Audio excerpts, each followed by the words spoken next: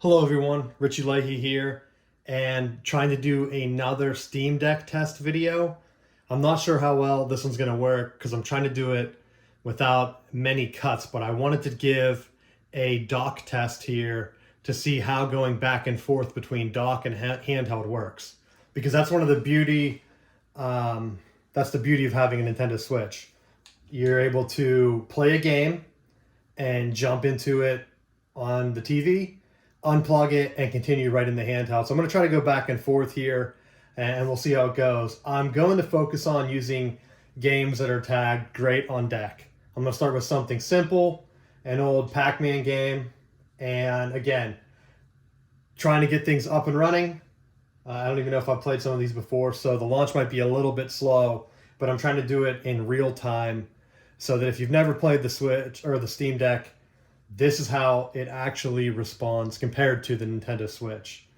So sometimes the launch is a little bit slower, that initial launch anyway. So not too bad into the game already.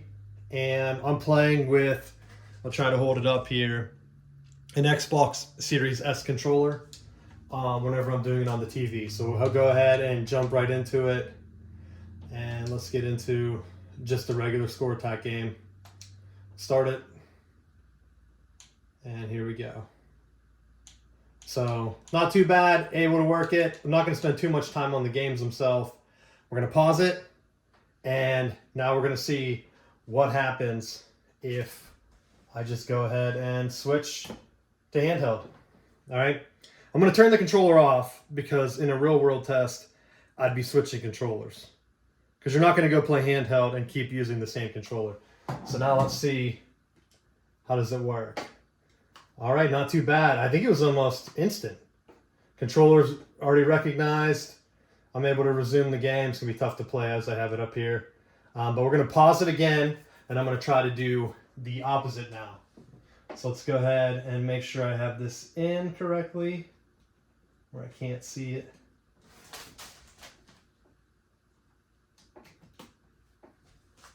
And back on the TV, it should come up. Unless I accidentally hit the power button. Let's see. It's back up. Connect my controller. It did log me out. I do have a lock on this. Let's see. So we're going to take another second here. If I even know my PIN. All right. I am frozen a little bit going back from handheld to dock. But in this first test, it did look like I was able to pick up. Let's see if it recognizes. Yeah, so right now it's basically stuck in the handheld mode for controls. So I'm not sure if they're able to fix that, but that would be something that obviously the controller's working. It just switched from the game. I found it interesting that it worked going from Xbox controller to the handheld, but I'm not able to go back again. I would have to quit the game, which is what we're going to do right now. So we'll quit the game, and we'll go back to my controller settings. So exit the game, and let's try another one. So that was Pac-Man. One of the games that I do like to play is Boomerang Fu, another lightweight game that you can play multiplayer. I'll do a couch co-op video too to show you that couch co-op actually works very well on the Steam Deck. So tune in for that one. You can subscribe to get all my videos. I'm trying to do a bunch of these. So again, let's go ahead and like I said, I'm trying not to do any cuts. So hopefully you're able to see what this would be like if you owned a Switch or a Steam Deck for yourself compared to the Nintendo Switch, because that's kind of what I'm comparing it to here. Let's go. Same thing, not going to really play the game. But let's go ahead and unplug.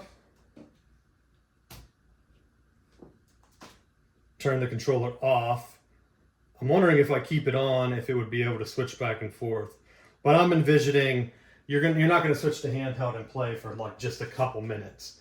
So are you able to? So now it did give me a controller disconnect. So maybe it's something inside the game itself. All right, I'm able to control my little guy. So let's pause again. And this time I'll make sure I don't press the power button if I did do that the first time. All right, so there we go.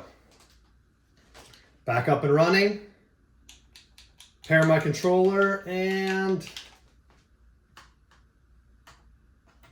no, still don't have the, oh, wait, maybe. Oh no, it's giving me the same issue.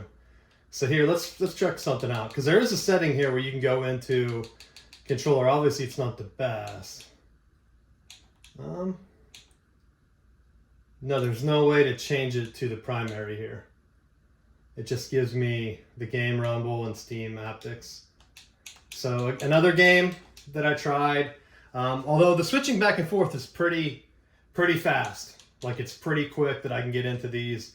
It's just a bummer that I can only go, right now it seems like, one way. I can go from playing on the big screen down to the handheld, but I can't go back without quitting. Let's try a newer game, like a bigger, heftier game. Let's try Final Fantasy VII. I have played this one before, so this is what it will look like on a launch. That's why I picked this one. I know it's installed and I've been playing it on the Steam Deck. So it shouldn't take that long to compile the shaders and get this loaded. This is how long it would take for it to actually play if you were playing, compared to, say, if you had a PS5 or an Xbox. I'm sure they would be faster. Because we're getting a black screen here. I haven't actually tested this one with the Steam Deck dock.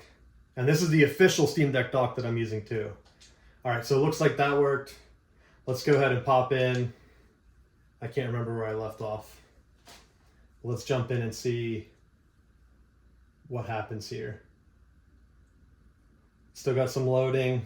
And again, I'm keeping these in just to give you a feel for how the Steam Deck would actually work. I know a lot of videos cut this part out, and I thought about doing that, but well, that's one of the benefits of having like a PS5 or even a dedicated gaming PC or the Xbox Series S or X compared to playing on the Steam Deck. So here, I'm not going to really go anywhere on without trigger movie. So let's go ahead and do the same thing. Pause the game and let's unplug it. Again, I'm going to turn the controller off, which should automatically switch it to handheld mode, because I'm not going to go to handheld mode to play with the controller. Let's go ahead and hit back. All right, things are working. Everything's running smooth. If I go ahead and plug it back into the dock,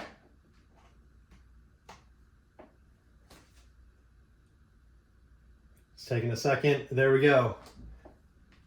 Back up and running.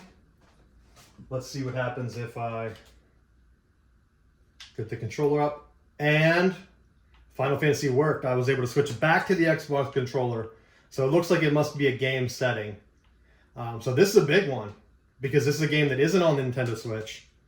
So you can play Final Fantasy VII going from playing it in the dock down to handheld and then back in the dock without shutting it off and reloading. Because even the initial load that I put on this video, it was probably under a minute. I don't know, I didn't have a timer going. But that is one of the benefits of playing on a Switch or a Steam Deck compared to another device. Even streaming, you're going to have some type of delay. You're not able to seamlessly switch between handheld and dock mode like we're able to do here with Final Fantasy VII, which is awesome and a great selling point for the Steam Deck. I will say that there have been a lot of improvements in this area just in the last couple months alone, that now it's pretty seamless. Didn't even have to quit the game, didn't have to go back through. So it's almost like a game-by-game basis. Hopefully more games get support like this. But it's something definitely, if you're interested in this because you like the way the Switch lets you jump from handheld to desktop or dock mode, I guess this is the same thing. Works great on the Steam Deck. Hopefully it continues to get better. So thanks for watching. Hope you found that informative. And make sure you subscribe to see my other videos.